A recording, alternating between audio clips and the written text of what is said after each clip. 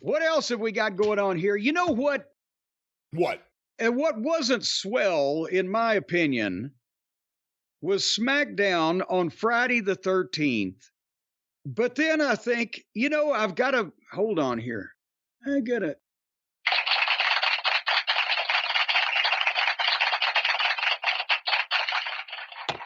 They've got this fucking thing so wrapped up. This is like one of those Abbott and Costello movies where Costello is wrestling the fucking world champion and he's just tying him up in a knots. And then the champion or maybe the big boxer has his hand on Costello's head while Costello's just windmilling around, can't hit anything. There is no wrestling war, Brian. They put SmackDown on Friday night before the big Saturday night's main event on NBC. And it's a 2-hour infomercial with some wrestling matches thrown in. There's no contest. They're going to get 3 or 4 or 5 million viewers for that. And Saturday night's main event will be, I would assume, more than that. And they're not, because there's nothing happening on this show, but I applaud them because they are in such a position that they're drawing fucking big crowds. They're selling pay-per-view. Well, not even selling pay. They're big premium live events. They're on the cock. They're setting gate records everywhere. Sponsorship, TV rights. What the fuck? It's the U.S. Mint over there. And they can afford to, whenever they feel like it, just say, fuck it. We'll just fill the time. It ain't going to hurt. You see where I'm going with this? Yeah, SmackDown kind of sucks, and I didn't really give a shit about it. But it's amazing that they're in... But it doesn't matter. I mean, that's the point. It doesn't matter. Again, when I was sitting across the table from Vince McMahon, if you'd have said, let's have Jimmy Uso do a promo for 10 minutes and then Drew McIntyre's going to beat him up. We'll have a girls match for about 20 minutes. We'll have a VTR with our top guy and his manager talking. We'll continue to bury LA Knight for about 15 minutes. We'll have another girls match. And then Cody come out and do a promo so that Owens can jump him and they get a pull apart in 280. Said, what the fuck is the matter with you? Every minute there needed to be something going on, or there used to be something, or some of. Whew. I mean, it's a well done program. It's just beautiful. It's the building is full. What did they come to see? Did they get a goddamn hour Broadway between Flair and Steamboat afterwards?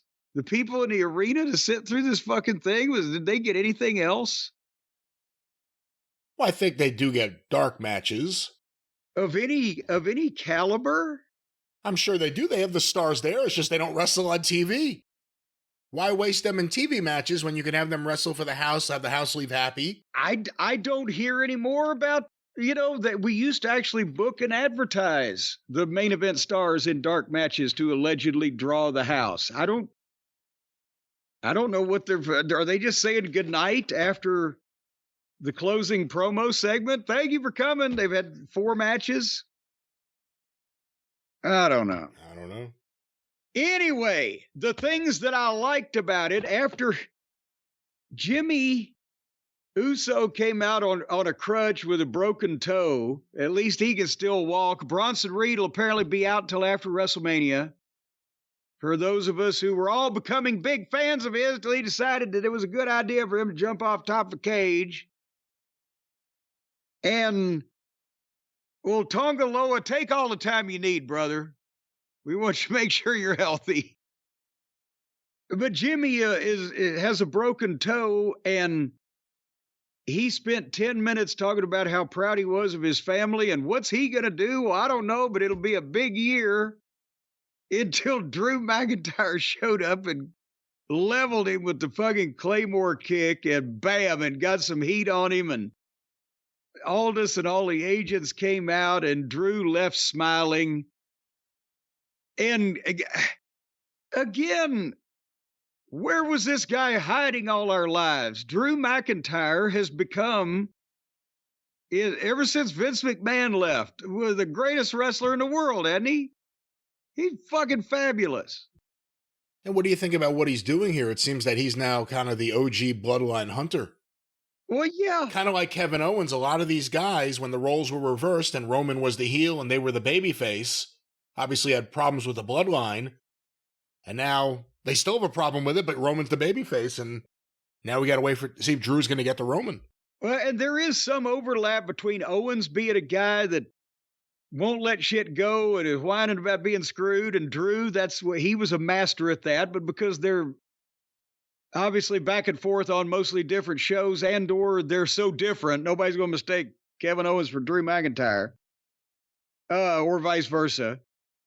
You know, it works, but McIntyre is fucking great. It just, his delivery and his facials and his whole personality and the shit that he's, and his matches. But that, again, that's who Damian Priest should look to. For someone who seemed like he was dead in the water and cold and there was no fire there. And look at him now. He's got to find and they got to let him find it. But anyway, we got that. And then we got Tiffany against Mia Yim and the U.S. title women's thing or Mababi or other. But then we got Roman Reigns and Paul Heyman going not only now for an Emmy, but also potentially an award in cinematography. Paul looks better in soft focus, doesn't he? You just kind of know that obscene, obese blob with the glowing white cranium in the back of the shot is Paul, but you don't have to zero in to see every disfigurement and pockmark on his face. Oh, and you actually like his work now. And I think he's brilliant. But no, they had Roman. Were they in a boat? Were they in a gondola in Venice? Where were they? They were somewhere by waterside, seaside. That's right. She was selling ulafalas by the seashore. But Roman talked about his rough year, and spring and summer, it all fell apart. He lost the ulafala, which he didn't take, he earned. And apparently they're going to hot shot January 6th. And what a day it happens to fall on. They should have fucking done the Raw Netflix debut from the lawn at the Capitol. But they're hot-shotting January 6th. Cena's coming back, all this other stuff. And now it's going to be Roman versus Solo in a tribal combat match, which no DQ, with the tribes on the side of things, one-on-one. And Roman says he's going to take it all back. So they're hot-shotting this thing. And Solo just lost at the end of War Games. Again, he got every single babyface's finisher. It wasn't just one guy beating him. But he just took the pinfall or lost the end of that match. What do they have to do here? Well, I think Roman's got to win, but also it ain't going to be the end of the story. And they are a man down, but don't they have a giant Samoan somewhere? Hikuleo. Hikuleo. That almost sounds like redundant, like jumbo, not a redundancy, but a giant. Samoans are always giant. In terms of height. In terms of height, he's a giant. Hikuleo, yeah. Maybe, I don't know. I haven't seen him, so I don't know. Whether he's ready yet or not. You could have him pop up through the ring because he's a giant, and then you could say he's the brother of Tonga Loa and he runs the wrong direction. All right, I don't think they're going to do that. That's probably not a thing they're going to do. But anyway, but hey, they've been fooling us for about 3 years now. So maybe Roman gets beat on this one. But maybe he gets beat in such a way that if he wins, Solo's dead. It would be hard to figure out a way to keep Solo scary if he just got beat at Survivor Series and now he gets beat on this widely watched special. Because then if you do the heat afterwards, you're just doing the same thing. And again, it's Royal Rumble season. which is the lead into WrestleMania. If you're going to, and it's the Netflix debut, if you're going to start doing stuff, including not just going with a finish, but going with some kind of big spectacular thing to lead to other things, now's the time. Potentially, is there someone else that gets involved in Roman's business that pisses off one of these two disgruntled Owens or whatever? Cody could be involved. We don't know what the fuck they're going to do. Brock. That's almost, right now, I think that's almost overkill, isn't it? What if he was on, we're assuming he comes in with Heyman to join the Roman Reigns side. What if he didn't? Well, then, boy, Paul would be in a pickle because he's already used his favor with Punk, and now he owes Punk a favor. But where will that favor figure in? This is good booking, in a sense. We have no idea where anything's going. But I'm intrigued to see what happens. But yeah, now, of course, now on the other side of the street, they don't know where anything's going over there either. But we don't care because we don't understand it to this point. Yeah. Over here, we've got a bunch of options, and we're asking questions. No one's saying, where are they going with that Death Rider stuff? I hear they have a giant plumber in development. They call him Monkey Wrench. All right, and Carmelo Hayes got beat in very quick fashion by Braun Strongman. Have they given up on Carmelo Hayes? And why did they ever have the confidence they apparently had to begin with? I don't know if they've given up. I wouldn't say that. But obviously this was Braun Strowman's big return from tearing whatever his groin or his... He tore something in that match with Bronson Reed on Raw that prevented him from running. I don't remember what it was, though. I thought it may have been his groin. He shows up every now and then, and at least it was over quickly, so it was merciful. You know what, though? The fans, I was surprised how into it they were. Like, they were really happy. It seemed like that Braun Strowman came out. I'm like, wow, everything's over right now, except for some of the women's matches. But here's the thing. For the past 45 minutes, they'd had Drew McIntyre kick the shit out of one of the baby faces at a girls' match. And that's pretty much all they had seen till this came on. And then LA Knight, he does a promo about Solo because he's about to wrestle Solo. And he did a good promo as he always does, but now it's got to the point where I wrote you, I don't believe any of this. I don't believe he's going to beat Solo because he never wins. And they went out there and he didn't fucking win. I mean, it was a good match. He got offense. He got to backdrop Jacob over the announce desk. He did his elbow off the top. And then Fatu came back over the desk and jumped on LA Knight, and they got disqualified. So he won by disqualification until they beat him up and spiked him. And then Andrade and Apollo Crews came in and they beat him up too and left him laying. So LA Knight is in a heap with other middle card talent. And the people continue to and continue to like him, but I'm not seeing it as enthusiastic as it was several months ago. Were you?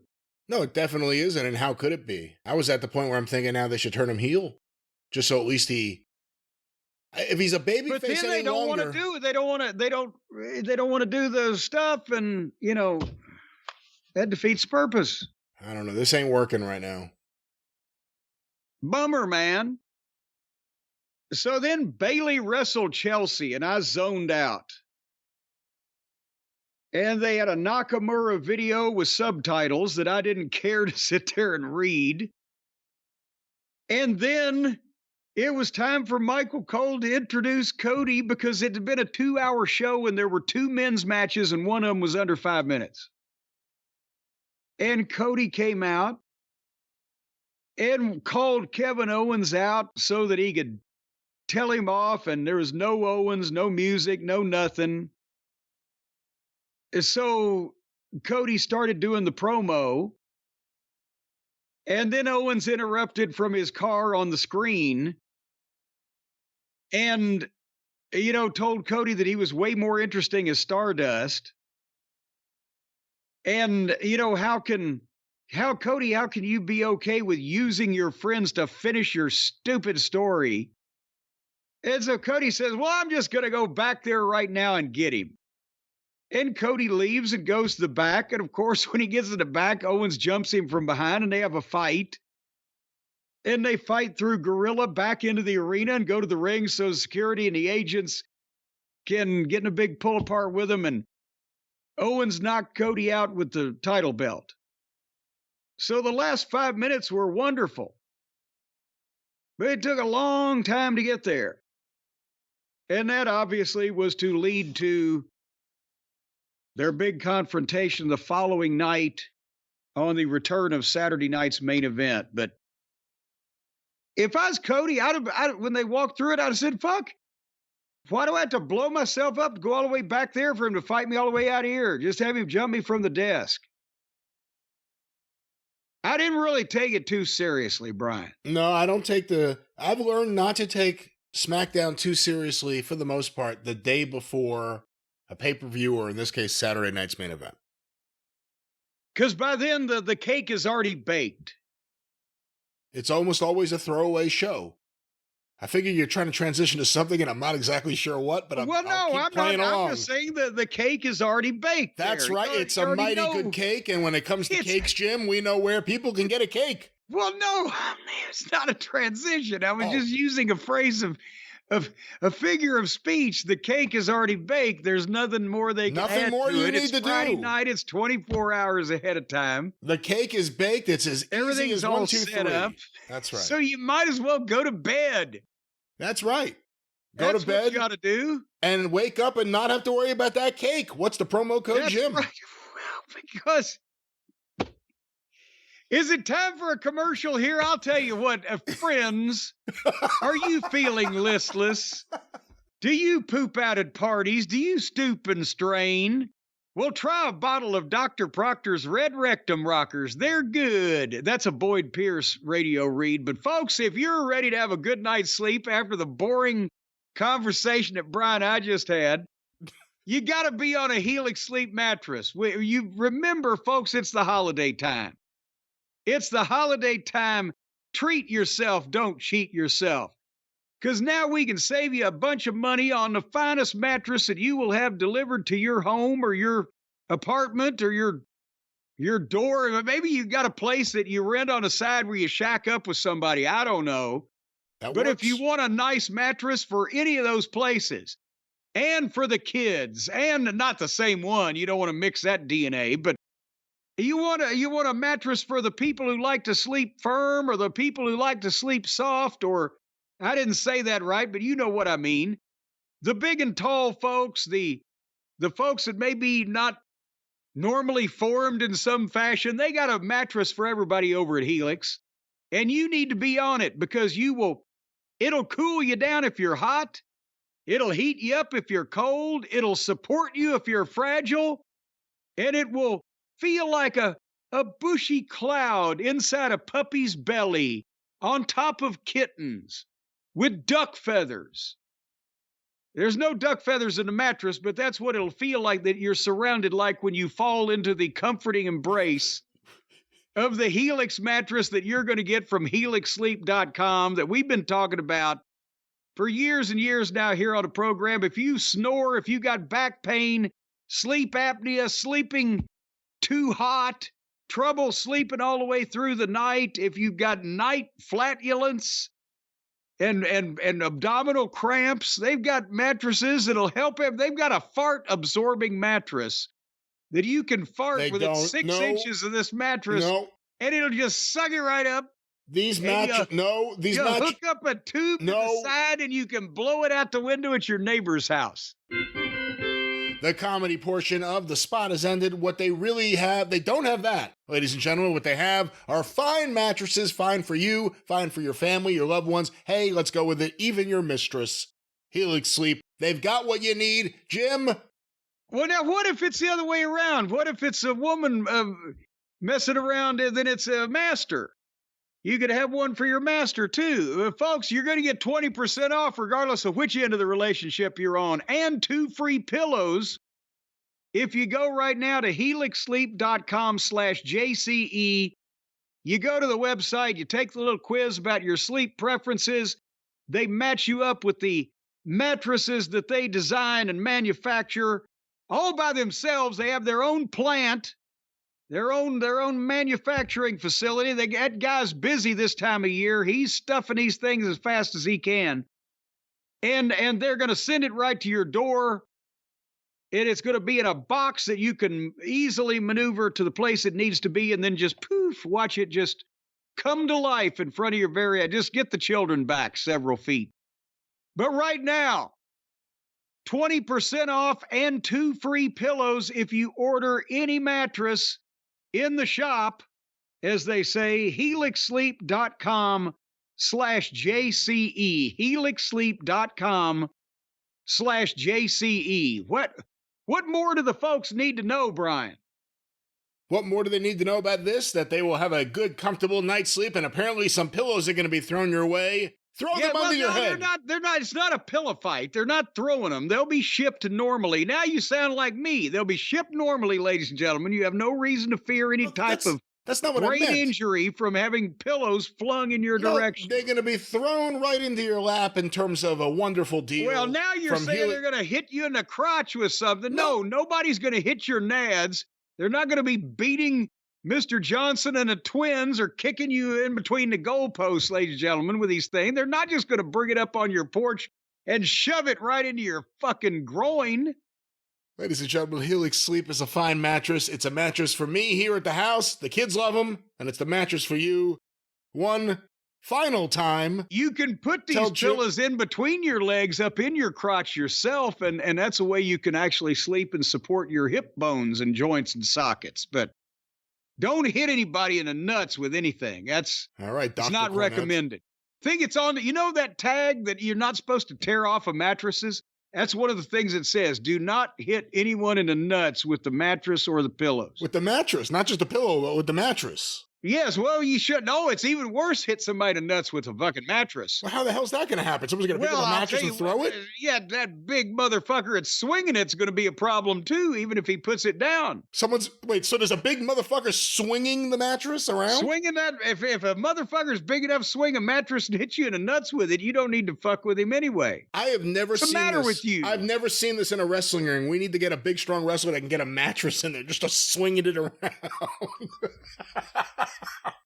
But you can swing it around yourself. Well, wait a minute. That happens every time somebody wrestles refrigerator jacks. All right. Well, let's once again, let's wrap it up. You can swing around yourself, swing on your bed, have a good time. Yes. With Helix Sleep, the final time. What's that promo code? Final time today. What's that promo code, Jim? And don't miss the Swingers mattress at helixsleep.com/JCE. 20% off, 2 free pillows. Buy yourself a Christmas present and sleep better.